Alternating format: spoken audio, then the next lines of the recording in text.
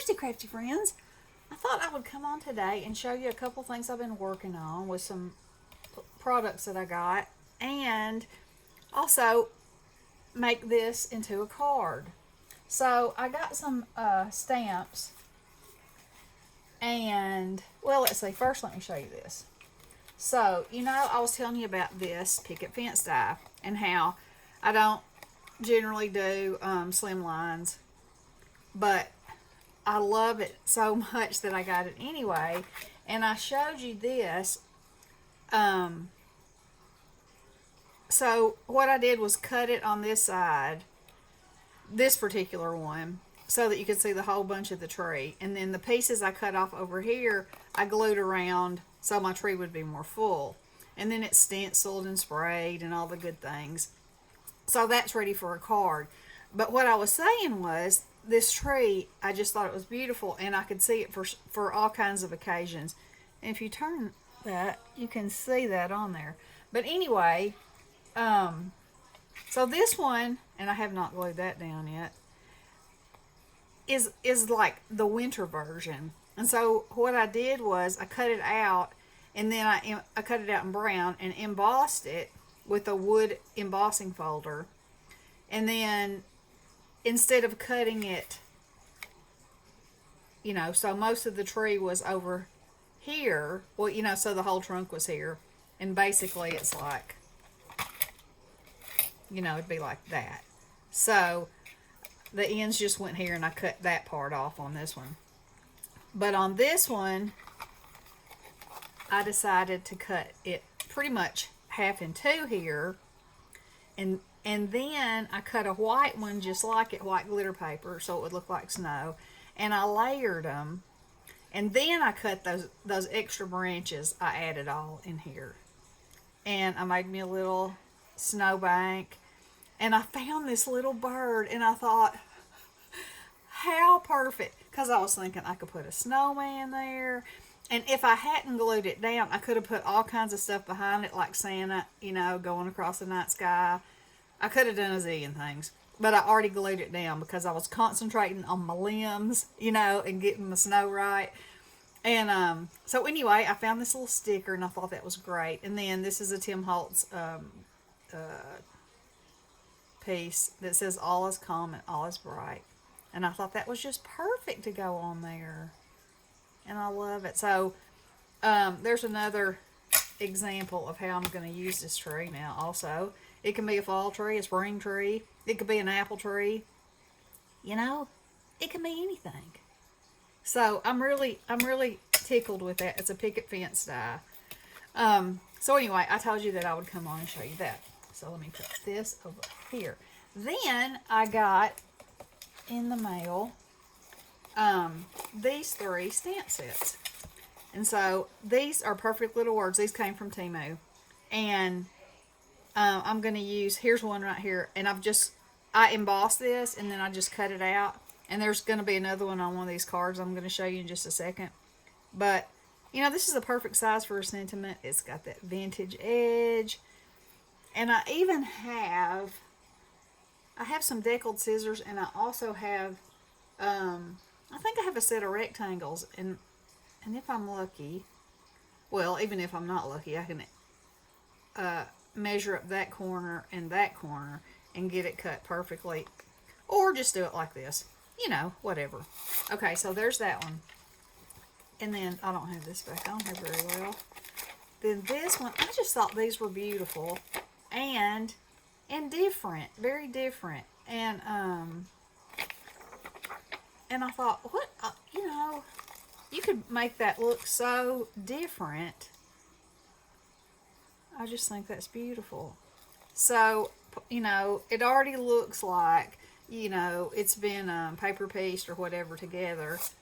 And then there's this one, which is the same premise, only it's a Christmas tree. Okay, so this is what I did so far. So these two, I stamped, and then I sprayed with red and blue and green mica, and then gold over the top of that. for some sparkle.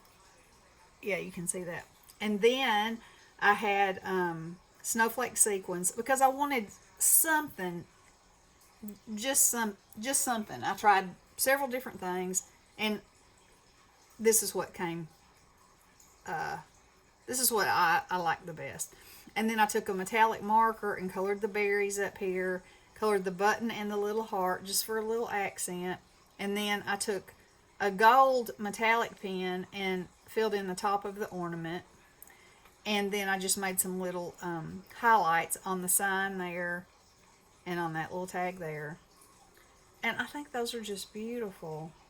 They're sort of one of those things that, like a shaker, that you just want to move around and see all the. See, it's kind of like magic. It's just so pretty. So then, this one I stamped on white, like this one. And you can see the tree. Yeah, I used solar paste on that tree. And I also used some on that snowflake, although then I decided, I didn't like that much. Because, the solar shows up on dark. So I thought, I've embossed this in black, so it'll show up on there. And it did. And it has so much dimension on there. And I just took my finger and, dabbed it on there. And so it doesn't, and you don't have to worry about getting it on the white because it shows up more as an opal on white, and then you see the true color on the dark. And then I took vintage photo and distressed all around the edge, and then I took it for this Christmas seal and just swished it in there to make it dark. And this is one of the tags, and you can see I stamped it, and then I just cut it out, and then I distressed around the edges of it. And I put a little bitty strip of white glitter right there. Just because, love me some sparkle. And it would be really cute, and I may do that. This is a button, to put a real button right there. That'd be sweet. And I may even have some little heart stickers that are raised up. That would be cute. But anyway, I really like that on there. So, we're going to do this one. So, I have already gone over it with solar paste. Look at that. You look one way, it looks black. You move it just a little bit, and whoa, it's not black anymore. So, I'm thinking that I want to use this Merry and Bright. Probably right around in there somewhere.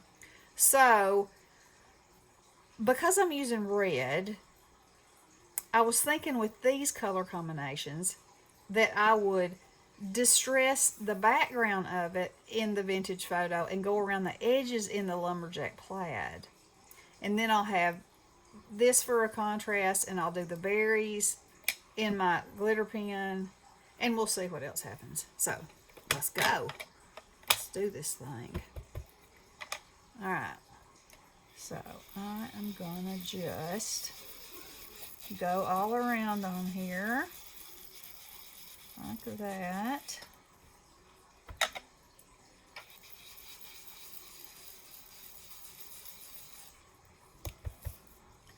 And again, right over that seal, I'm going to go just swirl it a little bit. And it doesn't matter if you get out of the lines because, it's vintage goodness. I don't think it matters a bit. Okay, now I'm gonna get my lumberjack plaid out, and I'm hoping this gives a good effect, like what I have in my head. Cause, oh yeah, I think it's going to.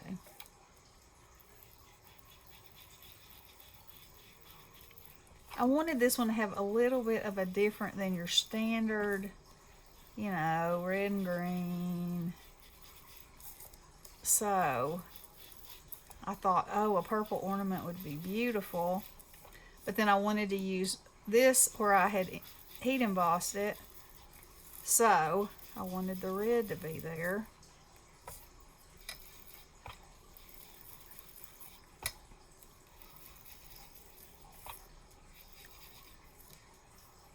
Oh, I really like that. Okay. Now, okay, I need to vintage up my Marion Bright.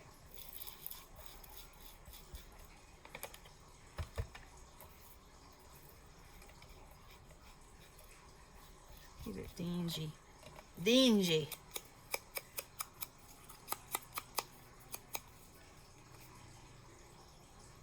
Now I might go around the outside edge with the red, with the lumberjack plaid too. Yeah, that's the garbage truck in case you can hear those squeaky brakes. It's a garbage day. It was so nice this morning. It was supposed to be 98 this afternoon. Oh. Yep. Okay, a little bit more.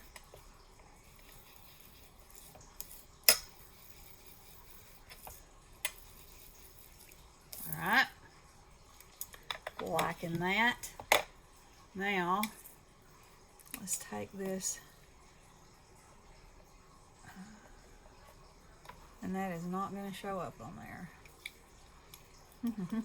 Okay. Well, we'll color these in. It's because I heat embossed it. And it would show up. I have an amazing, it's got like a water brush that's got metallic in it. But it looks pink. Like, that's what I used on here. It's supposed to be red. But it really looks hot pink if you put it next to red. I think if it's not next to red, it's fine. But if it's right next to it, it looks pink. So, since I had used red in my sentiment, I didn't want to... I just didn't think that pink would look that good with it, you know. So, I think this will be pretty. Add a tiny little bit of sparkle. And a little bit more of a dash of color. Just like that. Okay. Alrighty. So this was a scrap of the white. And so I'm going to glue that. Let's see. Do I want it to go all the way over?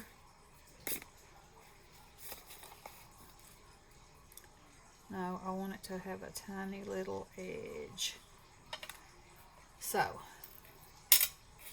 let's glue this edge down.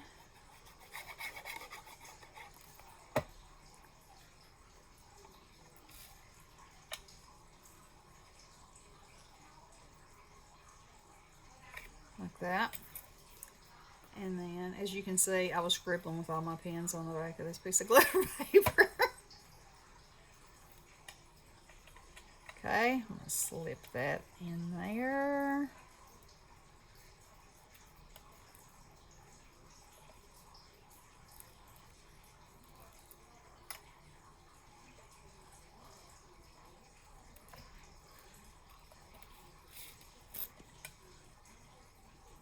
Come on, slide down just a little bit.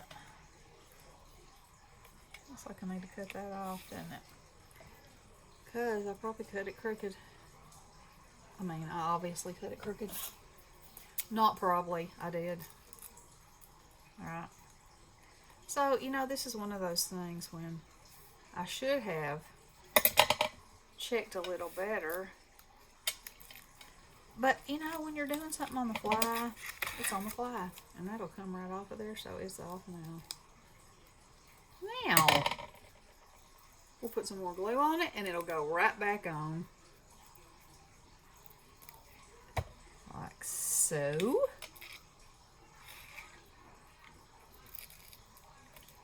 Because like I said, I just wanted the tiniest. Now I cut it too short.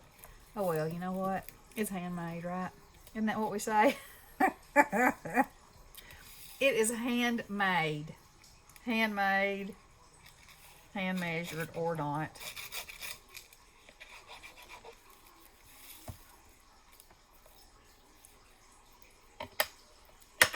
Okay, now I'm going to pop this up like I popped the other one up. So you have two that kind of sort of, And I just cleaned these scissors off. And now I'm going to have sticky on them again. They're not the ones I like to cut my stuff with, but you know. I think I want to put it up here. Yeah, I think I want to put it right there. There we go.